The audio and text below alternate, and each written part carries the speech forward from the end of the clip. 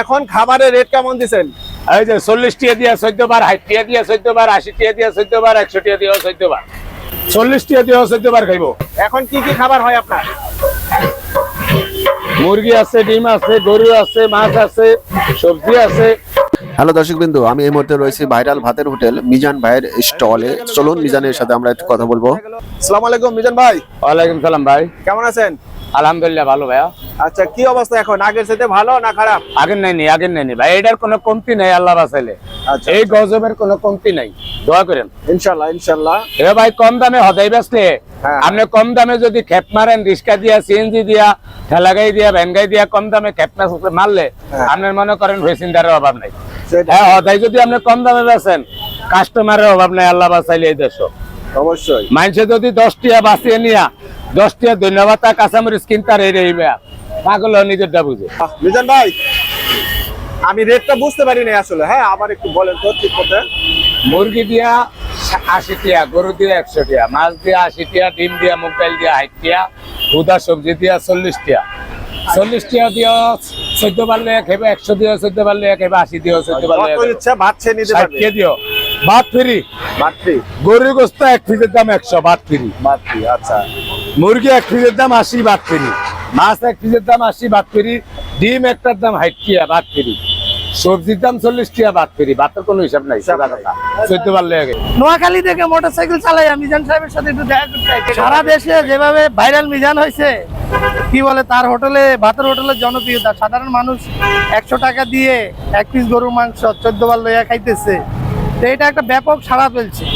Even শুধু বাংলাদেশে নয়, দেশের বাইরেও মিজান ভাইয়ের অনেক ভক্ত আছেই। নোয়াখালী থেকে আজকে আপনার ধরেন সকাল 7টার দিকে দিয়ে, এখন কয়টা বাজে? 12টা 15। ভাইরাল মিজান ভাইয়ের হোটেলে ভাত ফ্রি। এখানে তরকারি একবার নেওয়া যাবে, বাট ভাত যত ইচ্ছা ততবার নিতে পারবেন। ডাল, মাছ এবং মাংস দিয়ে এখানে খাওয়া হয়। দেখতে পাচ্ছেন এখানে সামনে অনেক মানুষ খাচ্ছে। এখানে একটাই সুবিধা, যেটা হচ্ছে যে আপনি 100 টাকার বিনিময়ে আপনার পেট ভরে ভাত খেতে পারবেন, কারণ সর্বোচ্চ যেটা গরুর মাংস সেটার দাম 100 টাকা। তো খাচ্ছেন, একটু ডিস্টার্ব করি। মিজান ভাইয়ের হোটেলে এসে খাচ্ছেন, কেমন লাগতেছে? আলহামদুলিল্লাহ খুব ভালো, খুব ভালো, ইনশাল্লাহ খুব ভালো, খুব সুস্বাদু খাবার, খুব ভালো মানুষ। আমি যে গরুর মাংস আর ভাত, শসা, লেবু, লবণ, গরু মাংস আর ভাত জি। 100 টাকা দিচ্ছি। 100 টাকা। আর গরু মাংস 100 টাকা নিচ্ছে, আর ভাত ফ্রি, সম্পূর্ণ ভাত ফ্রি, যত ইচ্ছা ভাত খেতে পারবে। 14 বার লইয়া খান, 14 বার করে লইয়া খেতেন। আমি এখানে যেটা দেখতে পেলাম, যে যার মতো করে ভাত নিয়ে যাচ্ছে, তারা একবার তরকারি নিচ্ছে।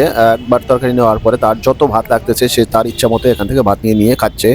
সামনেই দেখতে পাচ্ছেন যে যারা এখানে আসছে তারা অত্যন্ত মজা করে খাচ্ছেন। আমিও দেখতে পেলাম আসলে এখানে অনেক দূর দূরান্ত থেকে লোকজন আসে।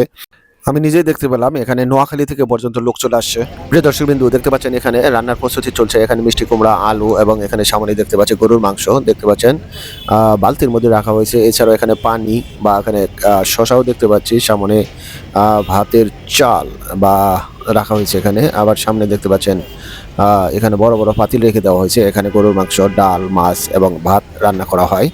চলুন আমরা দেখে নিই এখানে কি কি বা কিভাবে রান্না করা হয়, সেগুলো দেখবো।